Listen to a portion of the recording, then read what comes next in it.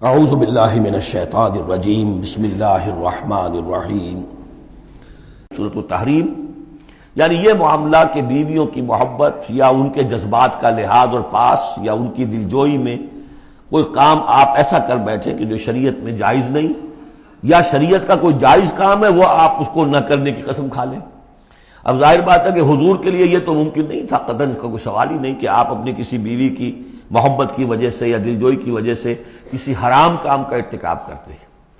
لیکن دو تین واقعات ایسے ملتے ہیں کہ حضور نے اپنی بیویوں کی دلجوئی کے سلسلے میں کوئی چیز جو آپ کے لیے اصلاً حلال تھی اس کے بارے میں قسم کھا لی کہ اب یہ میں استعمال نہیں کروں گا، اس پر پکڑ آ گئی ہے۔ یا ایھا النبی لم تحرم ما احل اللہ لک، اے نبی صلی اللہ علیہ وسلم کیوں آپ حرام ٹھہرا رہے ہیں اپنے اوپر وہ شے جو اللہ نے آپ کے لیے حلال کی ہے۔ تبتغی مرضات ازواجک، کیا آپ چاہتے ہیں اپنی بیویوں کی رضا جوئی؟ واللہ غفور الرحیم۔ اب دیکھیے یہ تیور بتا رہے ہیں اللہ تعالیٰ کی جو یہ ناپسندیدگی۔ یا ایھا النبی لم تحرم ما احل اللہ لک تبتغی مرضات ازواجک واللہ غفور الرحیم، اللہ غفور الرحیم ہے، اللہ نے معاف فرمایا، اللہ نے آپ کی خطا سے درگزر کیا۔ قد فرض اللہ لکم تحلۃ ایمانکم، اللہ تعالیٰ نے تمہارے لیے ایسی قسموں کا کھول دینا جو ہے اس کا راستہ معین کر دیا ہے۔ فرض میں یہ بھی سمجھا گیا لازم ٹھہرایا ہے، یعنی کوئی غلط قسم کھا لی ہے تو اس فرض ہے کہ اسے توڑ دیا جائے، لیکن توڑنے کا کفارہ ہے، ایسے نہیں توڑ دیا جائے گا۔ وہ بھی پوری آیت جو ہے وہ سورہ مائدہ کے اندر آ چکی ہے، گویا کہ اب آپ یہ اپنی قسم توڑیے اور وہ کفارہ ادا کیجیے۔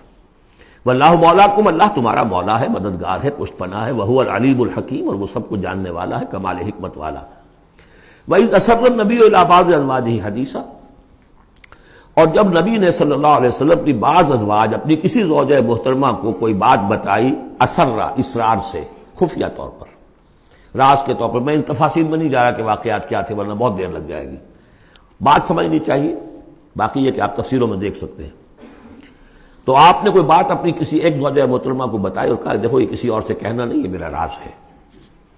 فلما نبات میں ہی، جب انہوں نے اس کو ظاہر کر دیا، عورتوں کے کہتے ہیں پیٹ ہلکے ہوتے ہیں اس معنی میں کہ راز رکھنے اپنے پاس، بہت سے مرد بھی عورتوں کی طرح کے ہوتے ہیں، ان سے کوئی چیز چھپائی نہیں جاتی، نہ ہر زن زنست و نہ ہر مرد مرد، لیکن یہ کہ عام طور پر یہ عورتوں کی کمزوری شمار ہوتی ہے۔ تو ازواج مطہرات سے بھی اس کا صدور ہوا ہے۔ فلما نبات بھی، جب انہوں نے اسے ظاہر کر دیا، وَأَظْهَرَهُ اللَّهُ عَلَيْهِ، اللہ تعالیٰ نے اپنے نبی کو صلی اللہ علیہ وسلم سے مطلع فرما دیا کہ وہ راز نہیں رہا ہے، راز آپ کی ان اہلیہ نے فاش کر دیا ہے۔ عرف بعضه، تو حضور نے کچھ تو ان کے سامنے ظاہر کر دیا، وعرض عن بعض، بات پوری ان کو نہیں بتائی، بعض جو ہے روک لی۔ فلما نبأ به، تو جب انہوں نے حضور نے صلی اللہ علیہ وسلم ان کو بتایا، قالت من انبأك هذا، اب ایک طرز عمل تو یہ ہوتا ہے کہ فوراً ندامت ہوتی کہ ہاں حضور مجھ سے غلطی ہو گئی، میں واقعتاً آپ کا راز جو ہے وہ میں رکھ نہیں سکی اور مجھ سے بے دھیانی میں، بے خیالی میں بات نکل گئی۔ ایک دوسرا یہ ہے من انباک، آپ کو کس نے بتایا؟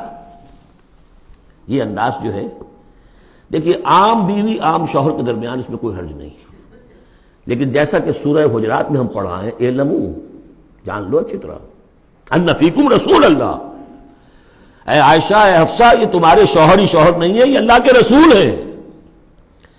طرز عمل تمہارا جو ہے ان کے ساتھ بہت محتاط ہونا چاہیے، بہت محتاط ہونا چاہیے۔ من انباک، آپ کو اس نے بتایا؟ قال نبانی العلیم الخبیر، جواب میں بھی غصہ ہے حضور کا، مجھے اس نے بتایا کہ جو العلیم ہے اور خبیر ہے، جو سب کچھ جاننے والا ہے اور ہر چیز سے باخبر ہے۔ اب یہ اللہ تعالیٰ کی طرف سے آ رہا ہے، اس کی تعبیر میں اہل تشیع ایک انتہا کو نکل گئے، ہمارے عام مفسرین نے بھی انہی کی روش اختیار کی ہے، لیکن مولانا حمید الدین فراہی رحمۃ اللہ علیہ کا میں کم از کم اپنی ذات پر بہت بڑا احسان سمجھتا ہوں کہ جو انہوں نے تعبیر کی ہے، اور وہ عربی زبان کا جو اسلوب ہے اس کے اعتبار سے 100% درست ہے۔ ان تتوبا الی اللہ فقد صغت قلوبکما، اگر تم دونوں، اب ظاہر بات ہے کہ ایک اہلیہ کا نے راز چھپایا جو دیا گیا تھا دوسری اہلیہ، حضور کی دوسری اہلیہ کو کہا جاتا ہے حضرت حفصہ نے یہ معاملہ کیا، حضرت عائشہ کو بتا دیا۔ ان دونوں کے تعلقات بہت اونچے تھے، اس لیے کہ ظاہر بات ہے کہ حضور کے ہاں جو مقام اور مرتبہ تھا ابو بکر کا اور عمر کا رضی اللہ تعالی عنہما، اس کے حوالے سے ہی پھر ازواج مطہرات میں بھی خود بخود غیر شعوری طور پر یہ احساسات ہو جاتے ہیں۔ تو انہوں نے ان تتوبا الی اللہ، اگر تو اب تم دونوں اللہ کی جناب میں توبہ کرو، فقط صغت قلوبکما، اس کا ترجمہ کیا تو تمہارے دل ٹیڑھے ہو چکے ہیں. یہ اہل تشیع کا ترجمہ ہے. ازواج مطہرات سے انہیں بالعموم قد ہے. حضرت عائشہ سے بہت سخت ہے، لیکن یہ عام ازواج مطہرات سے. اس کا ترجمہ صحیح یہ ہے کہ اگر تم اللہ کی جناب میں توبہ کرو تو تمہارے لیے یہی مناسب ہے، اور تمہارے دل تو مائل ہو چکے ہیں. لیکن ایک ہوتا ہے ناز والے نیاز کیا جانے.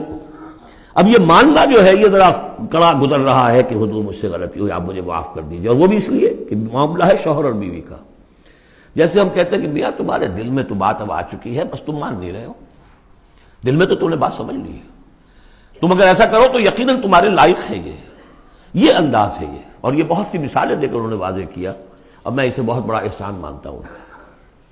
ان تتوبا الی اللہ فقد صغت قلوبکما، اللہ کی جناب میں اگر توبہ. اچھا صغن کا ایسا لفظ ہے یہ عربی زبان کا جو میں نے پہلے بھی آپ کو بتایا تھا، مالا الی مالا عن، میلان سے. مالا کے بعد الہ ہوگا کسی شے کی طرف میلان، توجہ اس کا ہونا، دل کا ادھر رجحان ہونا. اور مالا عن کسی چیز سے نفرت ہو جانا. لفظ ایک ہی ہے، مال میلان، الہ اور عن. رغب الہ رغب عن، راغب ہوا اس شے کی طرف اور راغب ہوا اس چیز سے، متنفر ہو گیا اس چیز سے. لفظ ایک ہی ہے، رغبت. اس طرح سنگ کا لفظ ہے، تو سنگ جو ہے دونوں طرف جاتا ہے. تمہارا دل تو مائل ہو ہی گیا ہے. کس طرح مائل ہو گیا ہے؟ یعنی وہ واقعتاً اپنی خطا کا احساس ہو گیا ہے تمہارے دلوں کو. اب صرف یہ ہے کہ زبان سے بھی اس کا اعتراف کرو. جیسے کہ حضرت آدم کو احساس ہو گیا تھا اپنی خطا کا، تو اللہ تعالیٰ نے الفاظ سکھا دیے تھے. فَتَلَقَّى آدَمُ مِن رَبِّهِ كَلِمَاتٍ فَتَابَ عَلَيْهِ. یہ ترجمہ ہے اس آیت کا صحیح. ان تتوبا الی اللہ فقد صغت قلوبکما وان تظاہرا علیہ. اور اگر اب جیسے کہ قاعدہ ہے عام طور پر حضور کی بھی کوئی ہلکا سا سہو اگر ہو جاتا تھا تو کس قدر انداز جو ہے سخت ہو جائے قرآن مجید کے اندر. اس لیے کہ بڑے لوگوں کے معاملے بڑے ہیں. الرب رب من تنزل والعبد عبد من ترقى. اسی طرح جو بھی اونچے لوگ ہیں ازواج مطہرات ہیں تو ان کا بھی جو بھی اظہار ناپسندیدگی ہو رہا ہے اللہ کی طرف سے، اس میں الفاظ بڑے سخت ہیں. اگر تم دونوں نے کوئی گٹھ جوڑ کر لیا، ان تظاہرا علیہ، محمد کے خلاف صلی اللہ علیہ وسلم، کوئی متحدہ بھار بنا لیا، تو سن لو فإن اللہ ہوا مولاہ وجبریل وصالح المؤمنین والملائکۃ بعد ذلک ظہیر، کہ اللہ ان کا ولی ہے، دوست ہے، پشت بنا ہے، مددگار ہے، پھر جبرائیل ہے، پھر تمام صالح اہل ایمان ہے، پھر یہ کہ تمام فرشتے بھی اس کے بعد ان کے پشت بنا ہے. تو ان کے ساتھ معاملہ جو ہے وہ ان کے مقام کی مناسبت سے کرو، چاہے وہ تمہارے شوہر ہیں اور تم ان کی بیوی ہو، لیکن معاملہ کرو اس میں تمہارے امتی ہونے کا پہلو جو ہے وہ کہیں نگاہ سے اوجھل نہ ہو. وہ اللہ کے رسول ہیں، تم امتی ہو. عسیٰ ربہ، ابھی اور سختی آ رہی ہے، امید ہے کہ ان کا رب ان طلقکن، اگر تم سب کو طلاق دے دے، ان یبدلہ ازواجا خیرا منکن، کہ بدل دے تم سے کہیں بہتر بیویاں ان کو عطا کر دے.